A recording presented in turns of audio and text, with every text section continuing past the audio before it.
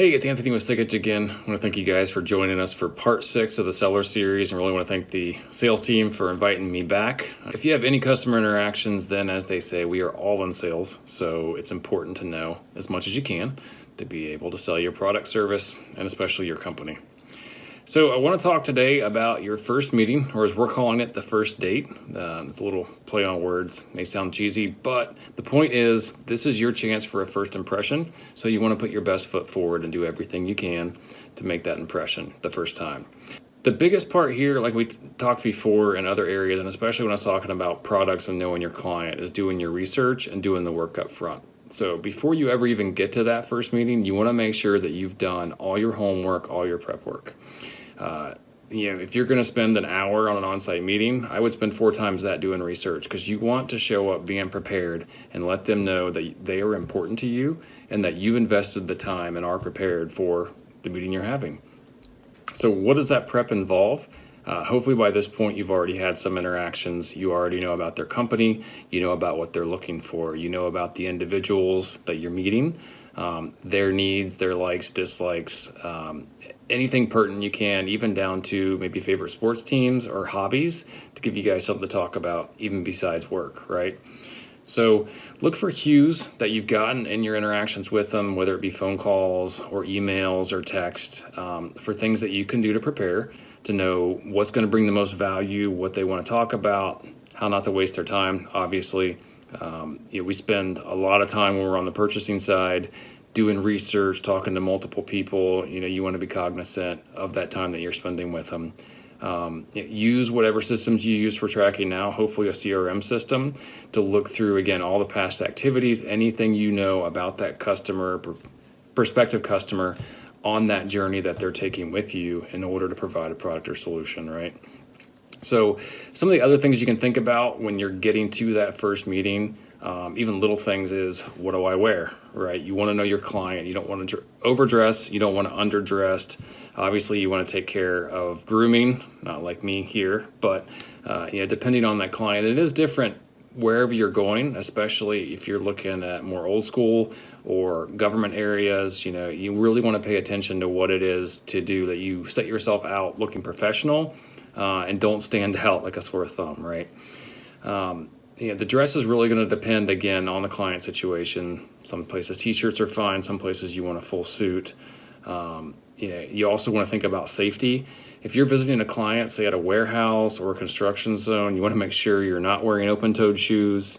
You want to be able to wear a hard hat or safety glasses if that's necessary. If you're coming into like a clean environment, you want to make sure that you've done everything you can to be mindful of that too. You think of food service, you may have to wear a hairnet or a beard net. These are the little things that, if you're prepared, is going to make a big difference to the client when you get there. The other thing to talk about now, especially in COVID, is what if your first meeting is not in person, right? We're all used to that. So like here, if you're going to have your first meeting virtual with a camera, again, paying attention to dress for what's appropriate, making sure your office area looks good. Maybe not have a video gaming chair as your background. I don't know. It depends on who you're talking to. But again, you want to set the best impression. And again, thinking of it like that first date, being on your best behavior, being courteous and mindful. Once you get past all of that and you're there, you're with the client, your prep work was really going to shine by asking them questions, ask them what they're looking for, ask them about themselves. You want them to know that they're important, not only because of the fact that you're trying to sell them something, but that they're important to you as a person, they're valuable. Again, if there's multiple people, it's important to make sure everybody in the room or at the meeting gets equal questions, equal time to speak. It's your job, really. You want to identify with them, but you really want to be an active listener. You want them to know that you're paying attention. And again, they're important to you.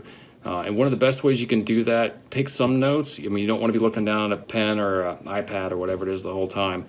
But repeat back what they've said, especially at the end of the meeting. If you're talking through their needs and you get to the end of the meeting, you're talking about next steps, recap, say, hey, here's the 6 things I heard that you said you need or you're looking for.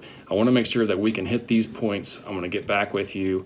I heard you say that other products you've talked about are too slow. Other stuff you looked at is too expensive. Those are the things I'm really going to focus on. And when you come back, say, with the proposal, make sure you hit those points. You don't want to tell them, hey, I know price is important to you, and then come back with a proposal that's double what they're expecting their budget to be, right? And again, just using some common sense there. And then always, always, always thank them at the end. I recommended even a follow-up thank you. So if we were having this conversation now for the first meeting, I'm thanking you for your time because you took time out of your day to listen to me talk about selling. I'd follow up with you with an email and say, hey, it was great to meet you last Thursday virtually. Hopefully one day I'll meet you in person. Thanks again for your time. You're a valuable client, right? And the last piece of it, which is more where we come in, is having a solution to track that's important. So if you have one, add an activity. Say that you met them virtually. Say that you went on site. If you didn't, keep track in your own notes. Keep track on your phone. Maybe put it in your calendar. But you want to make sure that the value you got out of that meeting with that client is recorded somewhere. So the next time you have to meet with them or someone similar, you can use what you've already learned to your advantage.